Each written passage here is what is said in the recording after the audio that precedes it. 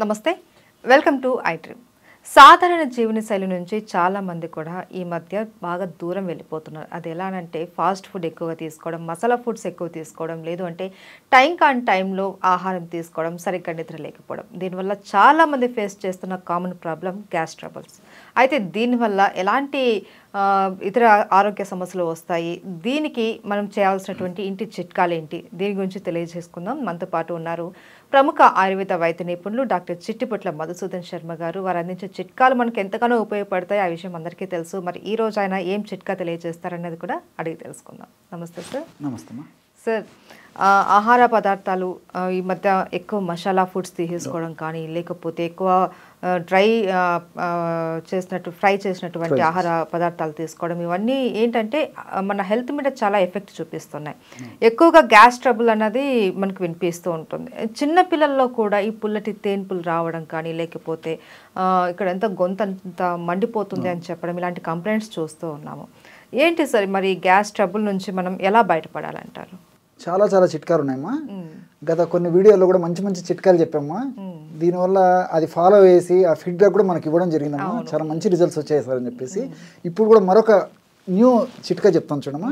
ఇది కూడా అన్నీ మనకు తెలిసినటువంటి పదార్థాలే, ఇంచుమించు అన్నీ మనం ఆహార పదార్థాలుగానే వాడుకుంటుంటాము. తయారు చేసుకోవడం సులువు, వాడుకోవడం సులువు, ఫలితం కూడా చాలా సులువుగా వచ్చేస్తుందమ్మా. మీరు చెప్పేవన్నీ సార్ చాలా ఈజీగా ఉంటాయి, ప్రతి ఒక్కళ్ళకి కూడా చేసుకునే అవకాశం ఉంటుంది. ధర కూడా మనకు చాలా తక్కువలోనే ఉంటుంది. సామాన్య మానవ నుంచి ధనవంతుల వరకు అందరూ వాడుకోదగ్గ ఔషధాలమ్మా ఇవి. కాబట్టి కేవలం అవగాహన ఉంటే చాలమ్మా. సో అలాంటిది ఒక మంచి టిప్ చెప్తాను చూడమ్మా. శొంఠి పొడి ఒక 25 గ్రాములు, అదేవిధంగా కరక్కాయ పెచ్చల యొక్క పొడి ఒక 25 గ్రాములమ్మా. ఇవన్నీ మనకు ఆయుర్వేద ఔషధ విక్రయ షాపులో దొరుకుతాయి. అదేవిధంగా సోంపు గింజలను వేయించి చేసినటువంటి పొడి 25 గ్రాములమ్మా. జీలకర్ర వేయించి చేసినటువంటి పొడి 25 గ్రాములు, సైంధవ లవణం పొడి 25 గ్రాములమ్మా. అన్ని 25 గ్రాములమ్మా. శొంఠి, కరక్కాయలు, సోంపు, జీలకర్ర, సైంధవ లవణం. మనకు కావాలంటే అన్ని మార్కెట్లో దొరుకుతాయమ్మా, ఇబ్బంది ఏం లేదు. సో కొంచెం స్టాండర్డ్ కంపెనీ వాళ్ళు తయారు చేసేటువంటి ఔషధాలు తెచ్చుకుంటే సరిపోతుంది. ఇప్పుడు సోంపు మనం ఓన్గా చేసుకోవచ్చమ్మా, ఇంట్లో ప్రాబ్లం లేదు. కాబట్టి తాజాగా తయారు చేసుకుంటే రిజల్ట్స్ ఇంకా బాగుంటాయి. జీలకర్ర మనం ఇంట్లో తయారు చేసుకోవచ్చు. ఇప్పుడు శొంఠి కరక్కాయలు కావాలంటే బయట తెచ్చుకోవచ్చు షాప్లో ఆ చూర్ణాలు. మిగతావన్నీ మనం ఇంట్లో చేసుకోవచ్చు. సైంధవ మన ఇళ్ళలో ఉంటుంది, లేకపోతే మార్కెట్లో దొరుకుతుంది పొడి, అది తెచ్చుకొని వాడుకుంటే సరిపోతుంది. ఇవన్నీ ఒక్కొక్కటి ఒక 25 గ్రామ్స్ తీసుకొని అన్నిటిని బాగా కలిపేసేయాలమ్మా.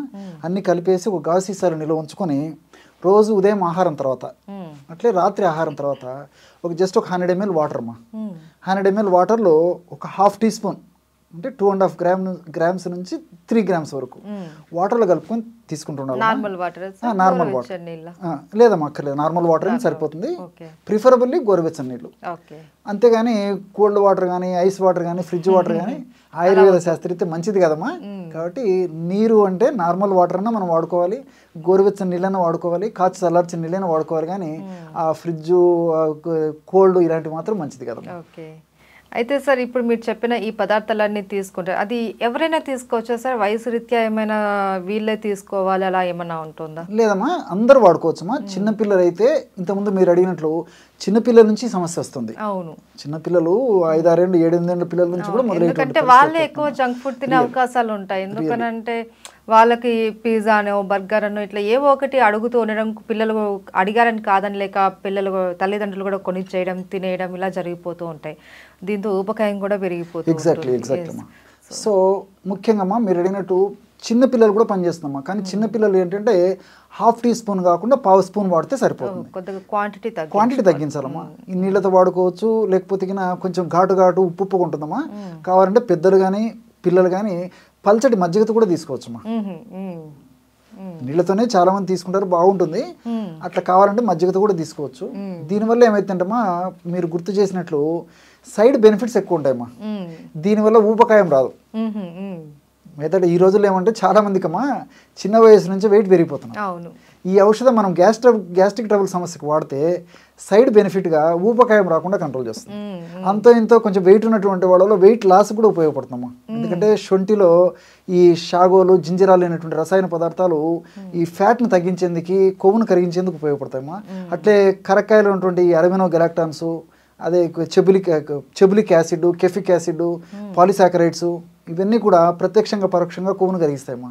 అట్లే జీలకర్రలో ఉన్నటువంటి రసాయన పదార్థాలు, తర్వాత ఈ సోంపు గింజలో ఉన్నటువంటి రసాయన పదార్థాలు ఇవన్నీ కూడామా సో ఫ్యాట్ను తగ్గిస్తాయి, గ్యాస్ట్రిక్ ట్రబుల్ను తగ్గిస్తాయి. ఈ రోజుల్లో అతిగా ఆహారం తీసుకోవడము ఒక వెయిట్ వచ్చేదానికి కారణము, సమతుల్యమైన ఆహారం తీసుకోకపోవడము వెయిట్ వచ్చేందుకు కారణము.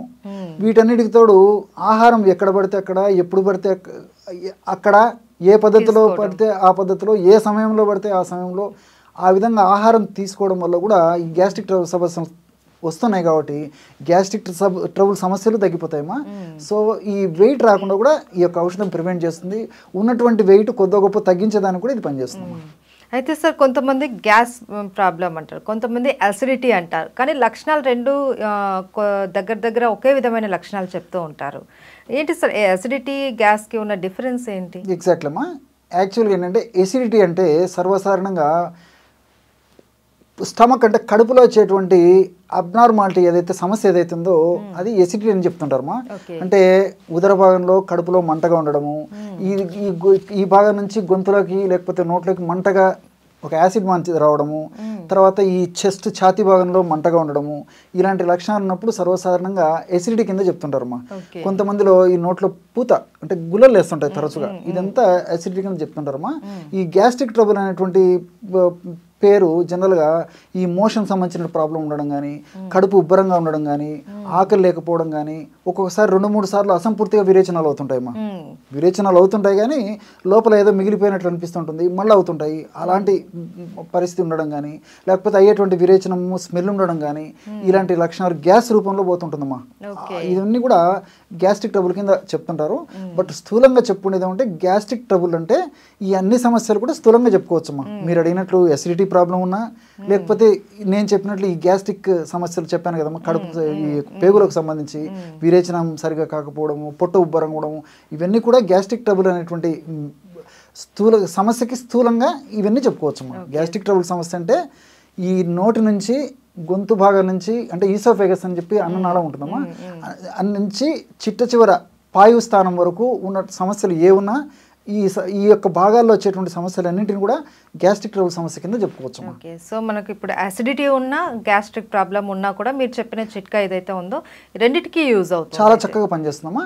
ఒకవేళ మంచి ప్రశ్న ఇది కూడా, ఒకవేళ అసిడిటీ సమస్య ఎక్కువ ఉన్నటువంటి వాళ్ళలో నీళ్లతో కాకుండా మజ్జిగతో వాడుకోవడం మంచిదమ్మా. ఓకే, అలా లేకపోతే నీళ్ళతో వాడుకోవచ్చు. అసిడిటీ సమస్య ఎక్కువ ఉంటే మాత్రం నీళ్లతో కూడా పనిచేస్తుంది, మజ్జిగతో వాడితే ఇంకా ఫాస్ట్గా పనిచేస్తుంది. అనుపానం మార్చడం వల్ల దాని గుణం కూడా మారిపోతుంది కాబట్టి యాసిడ్ నేచర్ని తొందరగా తగ్గిస్తుంది. Okay, right. Thank you so much. నమస్తే.